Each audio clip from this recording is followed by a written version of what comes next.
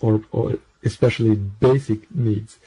The basic needs mean those needs who serve your survival directly, like nourishing yourself, keeping healthy, all those types of life activities that keep you alive. Those are the basic needs, and there's a difference between that and desires or wishes, which we have many, and which we also think we cannot get rid of. That's just a thing of experience, and I, in my experience, could prove that it is very easy to get rid of them. Okay, let's proceed. What is the GDP?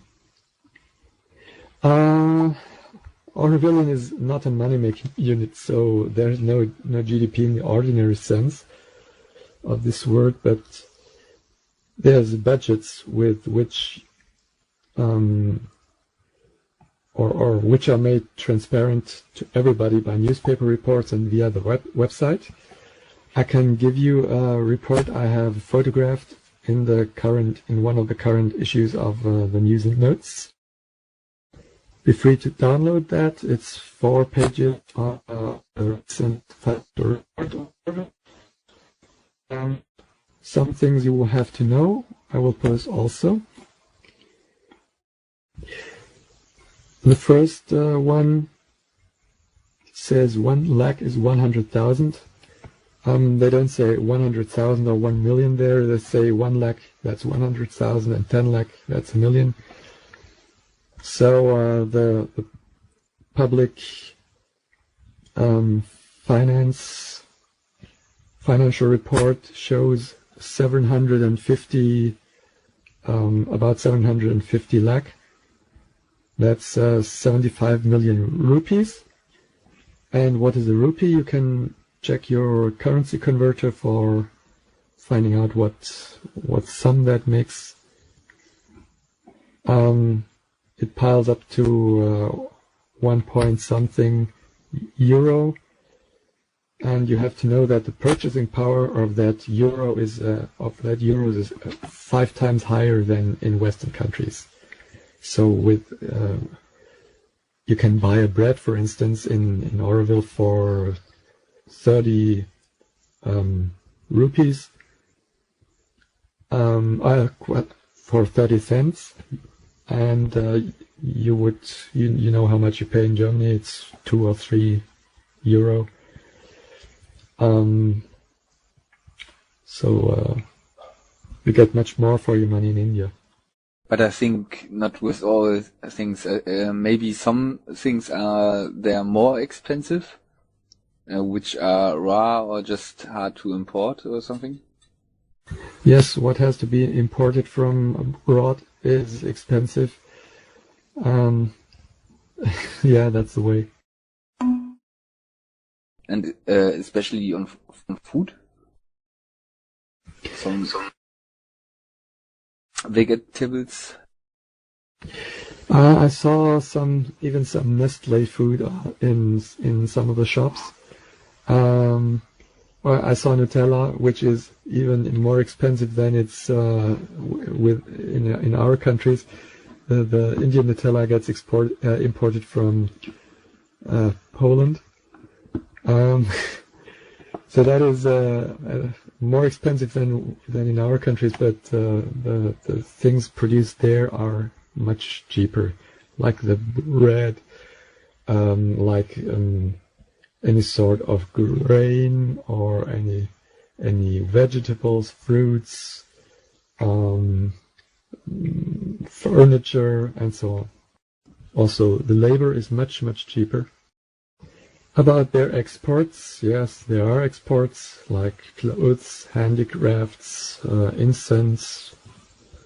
There may be more, I don't know. Those are the ones I stumbled across.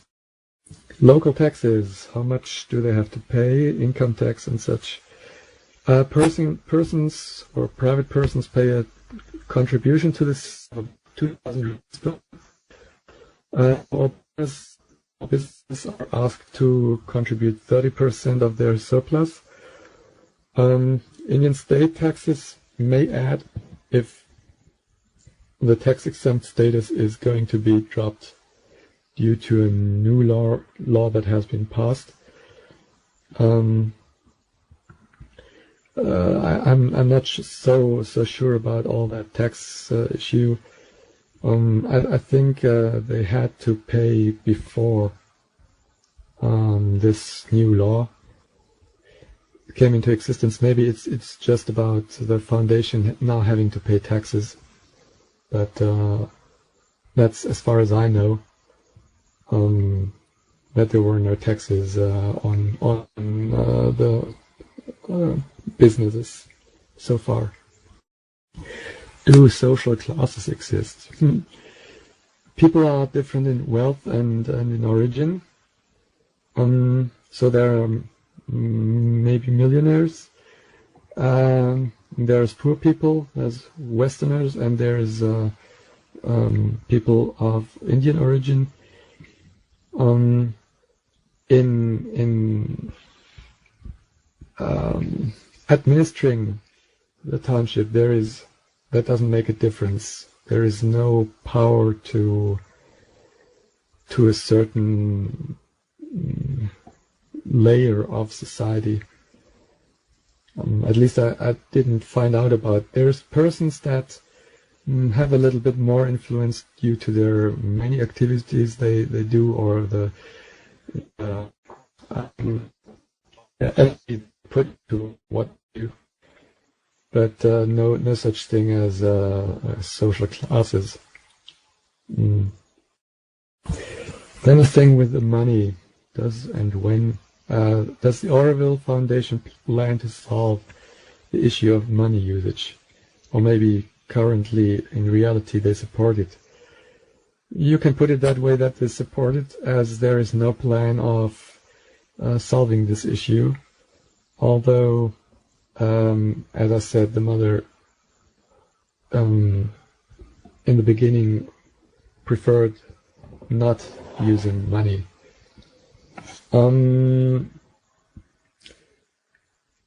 I think many people do not see a solution to the problem of monetary or of what money does to the society, or how to get rid of it. They have to be taught about that. There has once been an alternative local currency called the euro, and it didn't work because some people worked for that currency and others just accepted the work but didn't do anything in return. So they just consumed off people who believed in that currency, and so it got stopped very soon. Yet there are many people who would welcome a solution. I've talked to some people, and this issue, and we're really able to get rid of it, but it would be much healthier to our goals we have if there wasn't always the need for getting funds, buying things, and so on. As I'm returning there, I'm going to go into this matter, and let's see what I can do. I don't know, Pen, I don't know. Maybe one just has to stop using money in any way one can. So it's not about changing the whole system or expecting the government to react on your wishes, or to make a vote on that topic and ask all people to join into a non-monetary society. Maybe the way is to just stop using money personally, and that's a hard thing to do, I know that, but it can be done, and especially it can be done in Auroville. In fact, there is projects who do that. There is a house called Saracon, which hosts several small businesses. There is the Blue Light group inside. There is a producer of musical instruments in there. There is a public transportation unit there, and two more businesses, which I forgot.